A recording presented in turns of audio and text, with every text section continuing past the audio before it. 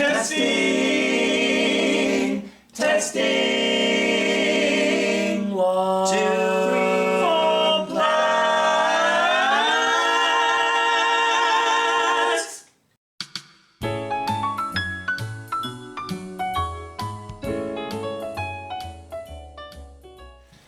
Hello, everybody, and welcome to the Plaid Podcast.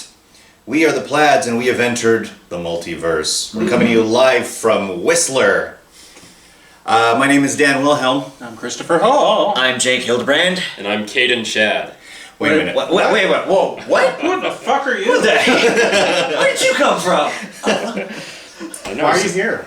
This isn't my universe. This is... No. We have entered the Multiverse. So, Brad couldn't make it this weekend to Whistler due to some family obligations. So in his place, we have our good friend and fellow Plaid from an alternate universe, Kaden, here. Yeah, let's give him a warm welcome. Welcome, Kaden. Thank you for having me. So this is unprecedented to have a fellow Plaid here with us from another production. What company was that from? That was First Impressions in Deep Cove. And, Deep Cove is North North Vancouver, Van, right? Yeah, Yes, correct. right. So that was around the same time that we did it in Abbotsford. Yeah. Wasn't it? 2018? 2019. Yeah, December. 2019, right? Yeah. Yeah. I can't count. Yeah, December 2019, and then early 2020 we did our tour. Oh, Yeah, okay. we did Coquitlam and Chilliwack, and then after Right. that COVID hit. Yeah. Right. So, like, right before the pandemic hit. Correct. Yeah. Wow. That's crazy. Nice. Time is at the Lucky essence. ducks. And what role did you play? I was Frankie. So was I. Yeah. Wait, whoa, what? As you can tell by We our cannot- ball caps. Yeah. We can't touch because Sisters. we're from alternate universes. It'll just destroy the Barrier. It'll destroy the fabric of the space-time continuum. Yeah. So what was your experience like with your Plaid production? Who were your directors? So in my production, I was directed by a gentleman named Claude Giroux, who does quite a lot of work with First Impressions, and the music director was Gordon Roberts, who I had known on a show I did previously a couple years before. Right. And just one day, because I was living in Lynn Valley, North Vancouver at the time, not too far from where he lived, and he asked me to come up and help him move a piano. And after we Because you see how strapping this young man is. Yeah. You know. Thank you, I tried. And then, afterwards we were just talking over beer and pizza and, what we were doing at the time, and he was telling me about this musical called Forever Plaid that he was directing. And at this point, I had never heard of it, like, at all. Yeah. Never crossed my radar, never heard anybody talking about it. And I was curious. I'm like, oh, well, what is that? Is that a musical about lumberjacks? That's what I literally thought it was. Like, picturing, like, just, like, dudes in beards and plaid jackets, like, Right. like with axes, very Disney-esque. That's what I thought it was. It's a bunch of Gastons Yeah. and lumberjack outfits. And he explained it to me, and I'm like, oh, wow, that sounds cool. And then, didn't think about it, and a week or two later they were still looking to fill the role of Frankie. I think he had been cast already and he couldn't do the show, I believe, and then Right. and he asked me, well, are you interested? Now he was saying that, oh, it's a good role. He's the role of Frankie is kind of he's a crooner almost, essentially. He's like Frank Sinatra, Yeah. pretty smooth. And it's a tenor role, and we need a tenor. And I'm on the phone going like, Gordon, you think I'm a tenor? Really? Listen to this guy's voice. Very butchy and low. Clearly not a tenor. Yeah, exactly. He's like, well, you're not a true bass, but it's not too high. I would be okay if you did the whole show in falsetto. Like, we'll see. We'll do it, and we'll modify if need be. And yeah. So that's how all that got started. It was a challenging show, as you guys have probably talked about on here. Right. Yeah. Yeah. I definitely had to rise to the show's demands because, of course, there's nowhere to hide. You're on stage the whole time. Your part is your own. You can't just latch on to the strongest, singer in your You're group. singing in 4-part harmony the whole time. Yeah, And if you lose your part, then it just changes the whole dynamic of the sound. Yeah, exactly. And it's not like the chords are really all triadic, right? They're No, pretty sometimes they're like complex. right next to each other and on top, and it's all mixed up and crazy. Yeah, intertwining and pretty funky, and we've been there before. Yeah, of course. It's really challenging harmonies in that one. It Yeah. is, Oh yeah, and you have to hold your part at all times, and I Yeah. do mean at all times. Yeah.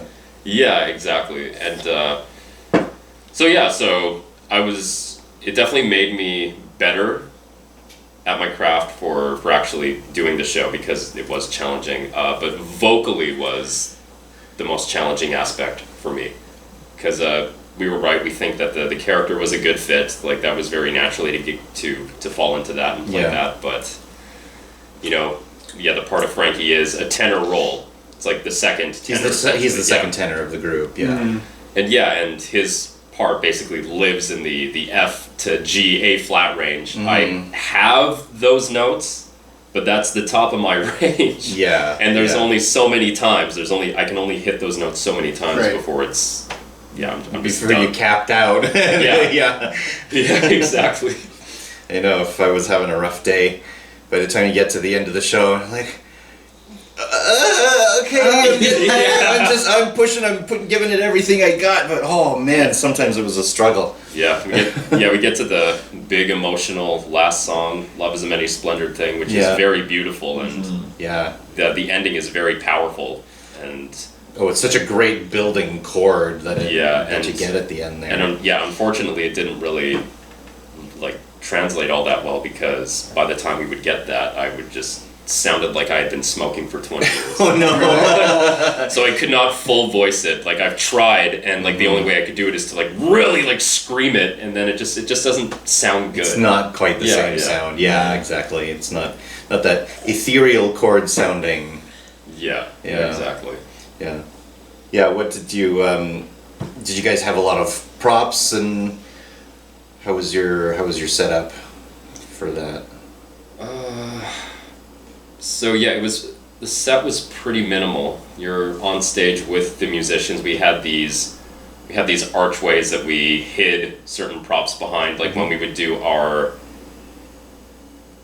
trying to remember the Matilda. Oh yeah. The Caribbean. Yeah, exactly. The Plaids Go Calypso. Remember this part. Exactly. Yeah. and we had these poles with Christmas lights attached to it that we would bring out and put into the audience. So that was hidden behind there. Right. And just our mic stands mainly, a few chairs, and then of course, Lady of Spain is just a prop party. It's it is. That was probably the most fun put together. Yeah. Yeah, so one side of the backstage area was just covered with props. Yeah. Yeah, just for that one number. Yeah. And then the obvious things like the thing with Smudge, who was Brad, right? Yes. With the records and telling the story and Yeah. all that. Did you guys have custom made album covers for your records? Yeah, definitely. Oh, Yeah. good. Yeah, we had some good ones too. Yeah, it was fun. I have a couple posted on the wall in my room. Just found frames for a record. Right, and just have those up there, and I really liked that cover. That was a lot of fun to put together. Nice. Yeah, it's a really challenging show, but I think we all had a lot of fun to putting it together, and it would Chris and I still kind of want to do it again. Oh yeah. Right. Just one more time, Yeah, I mean down two. Down two. Yeah. Down 2 and down 3. Yeah, and did you know there's a sequel? We have to do that too. I've heard of it. Yeah. It's a Christmas show. Plaid They call it Plaid Tidings. Tidings. So they come back again, and they do. I think they do a couple of the same songs from the first show, but there's a lot of Christmas songs in it Which too. I'm shocked you guys haven't done yet. We should do it. Just- Yeah, but yeah, it's- we should do it. It's out there. I've put it out there for groups to consider for us to do. Hint, That's right. hint. Wink, wink. Wink, wink. You want to cast us? You want to cast us? Yeah, Theater of the Stars, maybe ask them. we really had a good time with it. So and I remember we met you when you came to audition for Spamalot Right. 2 years ago. Holy crap! Yeah. That's crazy. That's Right crazy. after That was 2 your years run ago. ended. Yeah. Right at- yeah, just just finished after. that. Yeah, I Yeah. remember. Yeah. So and I saw on your Thingy. your acting resume that you were in the most recent Forever Plaid. Like, what? Really? Oh my god! Yeah, I do remember that. Yeah, like that's cool because it's not done here very often. And you know, it's a fun show. When people go and see it, they always love it. I don't think I've ever heard anybody say, I hate "I it. hated it," right? I hate it. Because I think it just speaks to how well the show was written, and that the characters are so likable Yeah. and fun, and so people love to see it and really enjoy it, but it just doesn't get done very much. Right. Yeah. So, and I'm not sure why, because there's only been so many times since the show became available for community groups to do that I've ever really seen it put out there. Yeah, that was one thing that surprised us about, well, me in particular, about the production, because I had never heard of it before, but I knew all the songs that they were singing were, of course, classics. Yeah. And yeah, most of the shows, there were quite a few people there. Yeah. You know. Yeah, our show was pretty much sold out for Yeah. the run. Oh, I yeah. think Yeah. I think there was only a few seats available in the first couple of nights, and then after that it was like standing room only practically. Well, you remember during Heart and Soul where you have to bring somebody up. Heart and soul. Yes, it's so funny. That was always fun, seeing the terror in people's I know, eyes. yeah. Who can play it? Yeah. We had this one lady come up, and she played with us, and when Brody and Nick, my Sparky and my Jinx, were doing their passing out the Plaid Book of Life, this Yeah. particular lady was standing beside me, and she just whispers over, just like, "This is fantastic. I've seen the show like 30 times." Wow. Okay. Wow. Yeah, I didn't. We've know- done this 30 times. This is my first time. Yeah, exactly. A true Plaid fan. And of course, it was improv. I said to the audience, and this is in Chilliwack at the big theater, and there's a lot of people. And I Oh, said, yeah. she's seen the show 30 times, but then realizing that, you know, the stories, these guys are coming This back is for their the first first time, yeah. It's like, well, how do I get out of this now? I fucked myself. How many shows did you do touring? So you went to Chilliwack and where? Chilliwack and the Evergreen Center, I think, in Coquitlam. Coquitlam, yeah. So just 2 shows, or? So we did a week in Coquitlam, then we did the one-off in Chilliwack. And then we ran in Deep Cove for almost a month. I think it was like Was it 2 or 3 honorariums? weeks. Did you guys get paid, or was it a paid gig? Yeah, we got a little bit of Oh, that's nice. Yeah, money. Oh, screw you. I'm just thinking, especially with gas and all that mileage and everything, you know, because you're touring, right? That's good to know. Yeah, Nice. absolutely. Yeah, some companies do and some can't. It just depends on budget. And Yeah. That's good. Yeah. Okay, I gotta ask. Ask. Did your Sparky play piano for Heart and Soul? Yes, he did. Oh, he did. Also, like, he learned how to play. Yeah, Yeah. I think he knew how to play before. And of course, there's that gag with the sheet music where it's upside down and they turn it up. Did you guys? No, you didn't do that. I knew that. They just sent me straight to the piano and, like, I just played away. Yeah. Or like every now and then you would pull somebody up to play with them who actually like is really good at piano, and that was always like, whoa, Nice. Yeah. Yeah. We didn't get that too often. Yeah. No, not really. No. That was a challenging song in itself, I thought. Yeah. Out of all the songs that we were practicing, that was the hardest with the harmony. I Yeah. found. Well, and the first time that Chris and Brad and I had done the show, our Sparky, who's Alan, one of our loyal listeners. Hi, Alan. Hi, Alan. He curses like he doesn't Edgar play. He doesn't play piano. Right. But I can play a little bit. So we went, okay, well, why don't I play the song? You sing it. And so we ended up switching songs at one point. I think I did Catch a Falling Star You did. at that point. and then he sang Heart and Soul. So, but it's the other way around. So that I was actually playing. So I learned how to do that. Yeah. And I remember getting them to pull people up, and some people would be just terrified and like, I don't know what I'm doing. Why did you say you could play this then? Is what we're thinking. Like, what's going on? And there was a couple of times that I think we threw a plant in the audience. Like, because I think we played Chantel up a couple of times, Brad's wife, because she could play. And we're like, anybody, you, the young lady with the red hair, you join us. And she's like, okay. Yeah, it was. There was some fun times there. Or just like seeing people in the audience, just looking at you, going, no. No, I think you can. You can do it. You want to do it? So I was quite happy when the second time that we did it, and Jake came out, and Jake plays piano perfect. Nice. Like it was meant to be for Sparky. Yeah. And That's I awesome. don't have to play it. And then he also brought his melodica to play. Yeah. For the, Hey, I felt determined. I felt determined to learn it. yeah, that was pretty fun. I mean, it was different. I mean, instead of like, playing a big keyboard, like you're playing a small keyboard and you have to blow into it at the same time.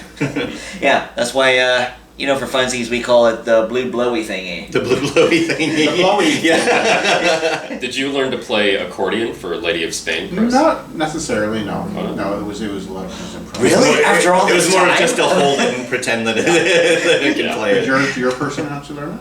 Yeah, well, he wanted to. It was the same thing. Oh, Like, it's wow. a prop. You don't have to do it. Yeah. Because, like, there's so much going on. Everybody's looking at everything. That's kind of the gag. Yeah, they're not actually looking at the Yeah. guy holding the accordion. They're watching all the nonsense that's going on it behind wasn't you. necessary. Yeah. I played a few like the keys here and there, like with my voice, like to match it here and there. Okay. Like lady, and I would hit 3 keys at the same time, like and then so here and there on both occasions. So, Oh, okay. but yeah, the focus is more on 3 behind Jinx.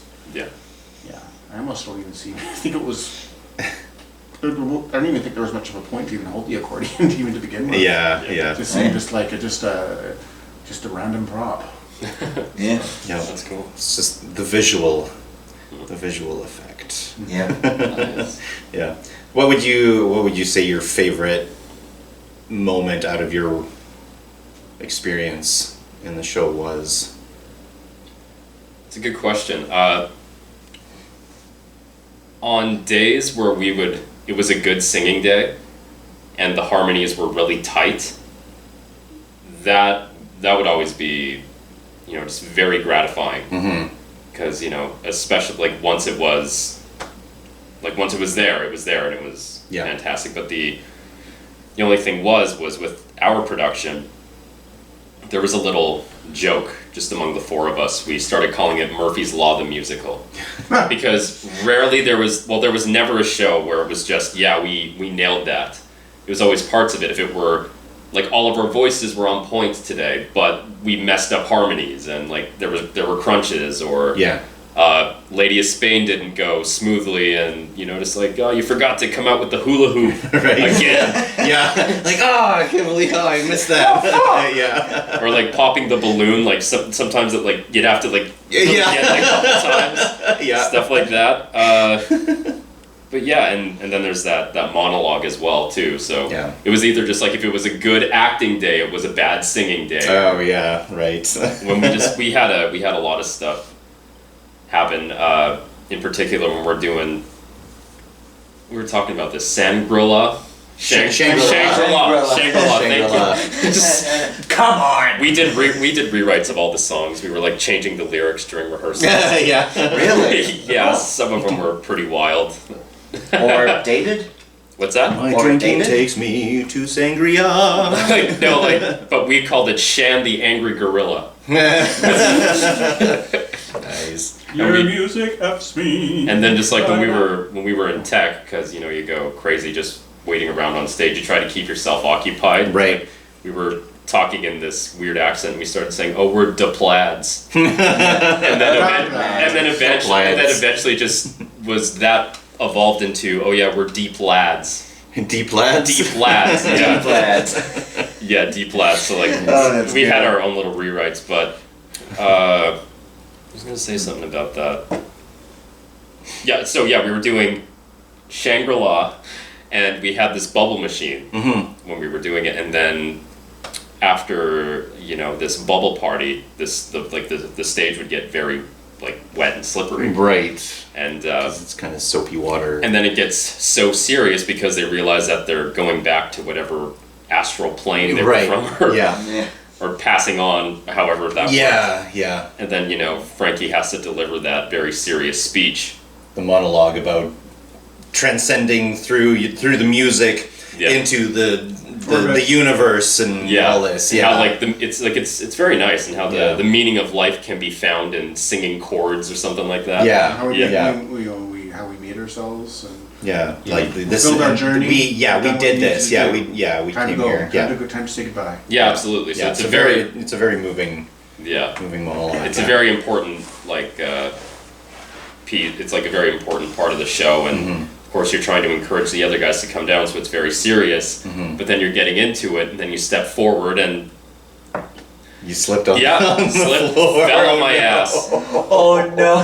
Oh And no. usually, and of course, the best way to play off like little accidents like that is, of course, to like laugh at it and kind of make a joke. But because it's so serious, you really couldn't say anything. So I had to kind of just stand up and straighten my jacket and then get back into it. Right. Yeah. All right. Well, it's- Yeah, and I mean, not much else that you can do, kind of, right? Well, it's it was one thing that my acting teacher always told us, like when you're on set and when you're working and you go up on a line, you shouldn't go, oh god, oh no, ha ha ha, sorry. It's like, no, stay in it, look down at your script, get the line, and then go back into the scene. So it was more maintaining that. But yeah, and what else during the fire breathing scene for Lady of Spain? Oh.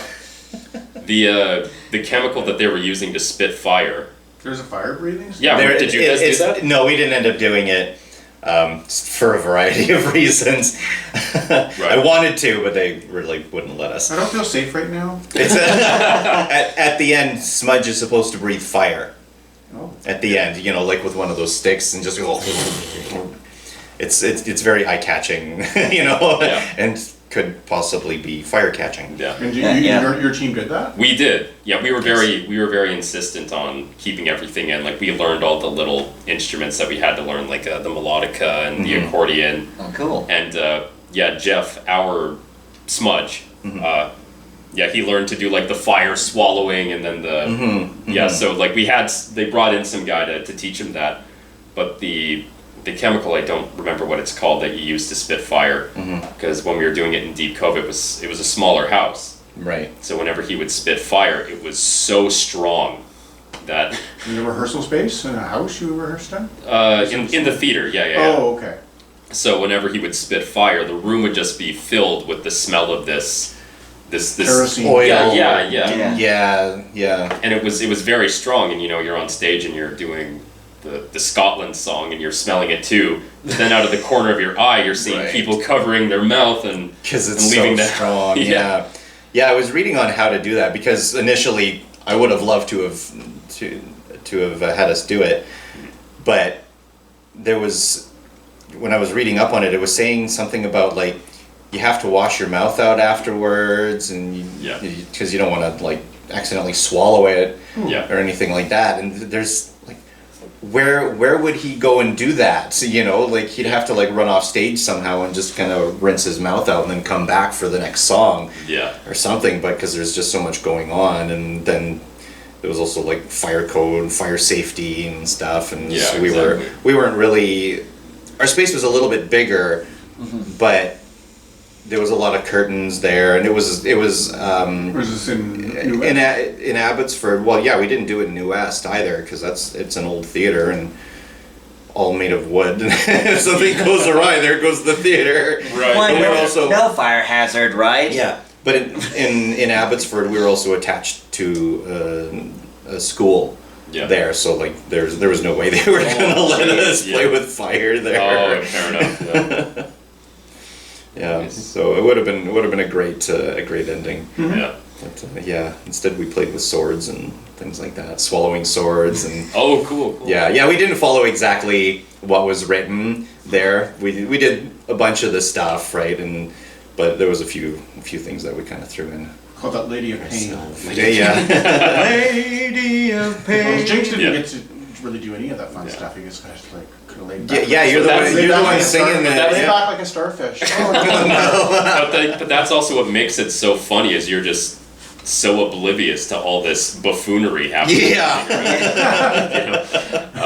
It's probably one of my favorite ones, just for the sheer Yeah. silliness of it, of us just running on and running off, Well, and that always grabbing something new. yeah, and that always brought the house down. Oh, yeah. Like, we love doing that. Yeah, yeah, And so that was my favorite part of doing the show. Yeah. And we got to do it during the Ovation Awards. I think you guys were there. Oh, Remember Jake you and I were. mentioning Yeah, that we were before. there. It's- And this was like before we met you personally. Yeah, yeah, Mhm. that was correct. Because it was just after that I met you guys for Right. Spamalot.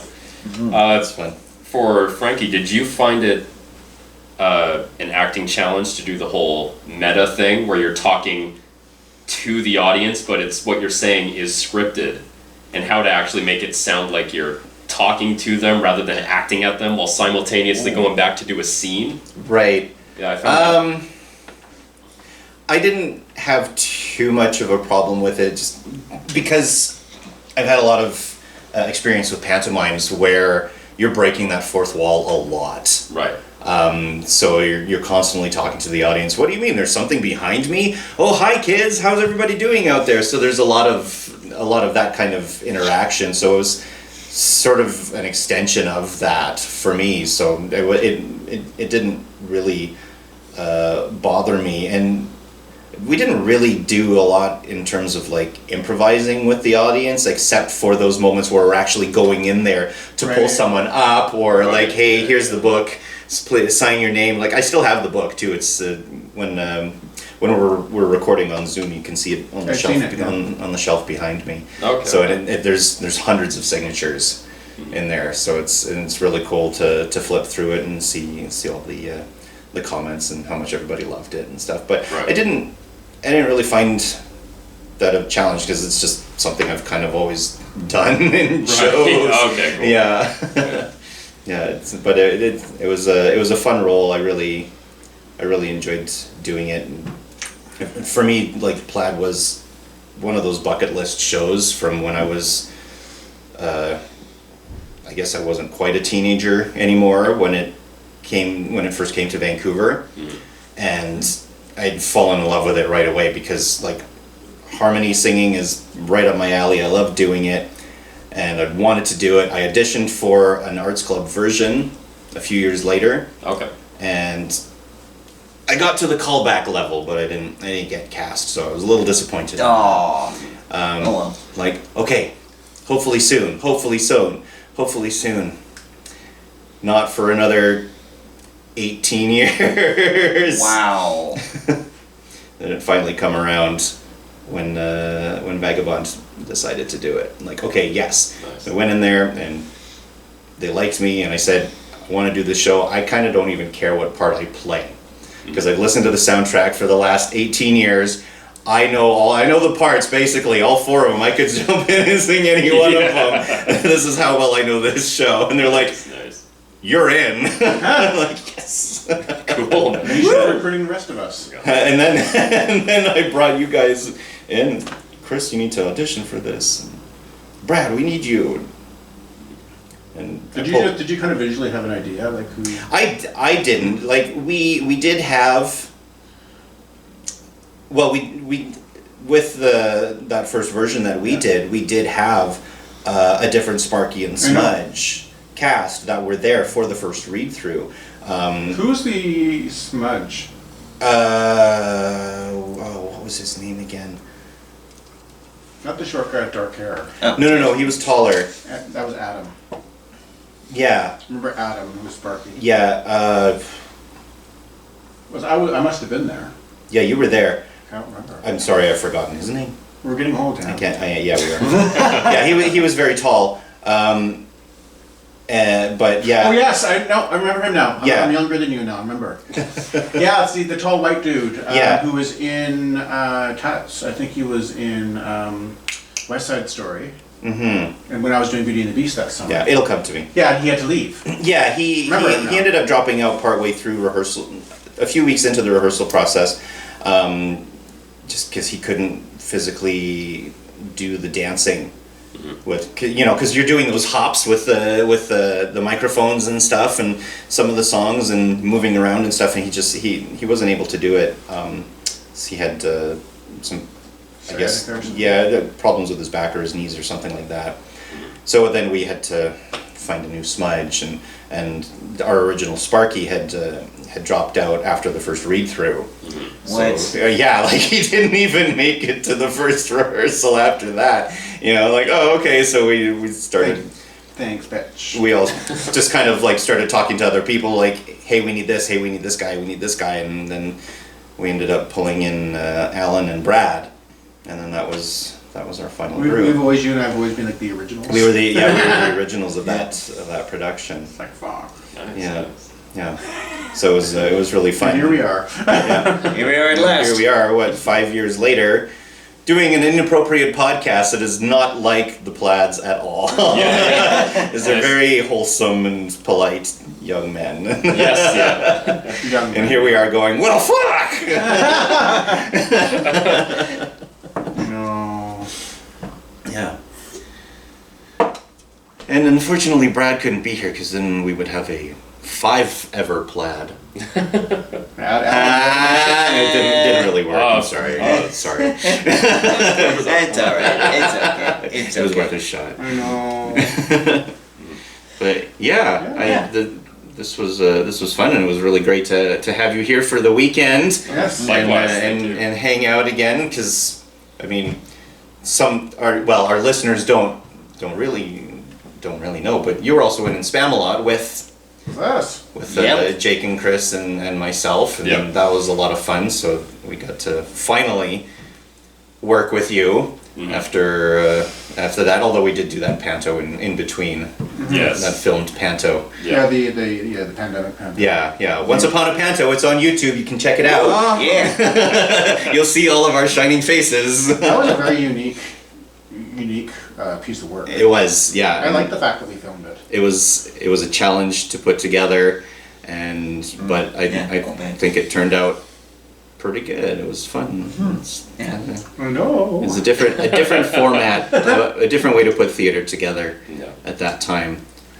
It's like theater film. Yeah. Oh, Hopefully we don't ever have to go through something like that again. Okay. No, but then we ended up back on stage the following year in Spamalot.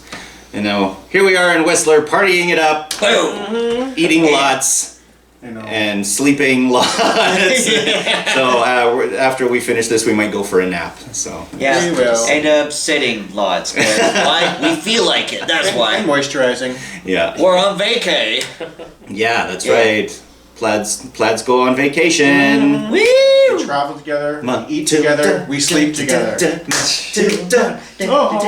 Matilda, she takes me money and run Venezuela. All together now. We have to go to the Caribbean now. I know. Oh my god. Yeah, we have to. Cruise ships. Yes, we have Sing to. on cruise ships. Yeah, and we can't forget Brad too. Who We said we were could forgetting? become a quartet. Or even I out- can speak English. Who says we can't? Who says we can't? Or anybody, yeah. Right? Yeah. Well, thank you, Caden. Kind you, regards Dan, for joining a us. with you. Yeah. This Thank you, was, Kaden. it was great having Thank you you. here with us in Whistler and joining us on the podcast. Yeah. And you are our Multiverse Plaid brother. Thank you. Thank you. Thank you. We're still. I would shake your hand, but I don't want to mess with the space-time continuum. Yeah, because we're living in an age of multiverses and shit. That's right. Yeah. If Marvel can do it, why can't the Plaids? That's right. Yeah. Thanks, everybody. Thanks for listening. All right. Take care. Cue the music. I'll let you. You want to say it? What's up? Cue the music. Cue the music. Excellent. Stop. Thank you. Cue the music. Cue the music.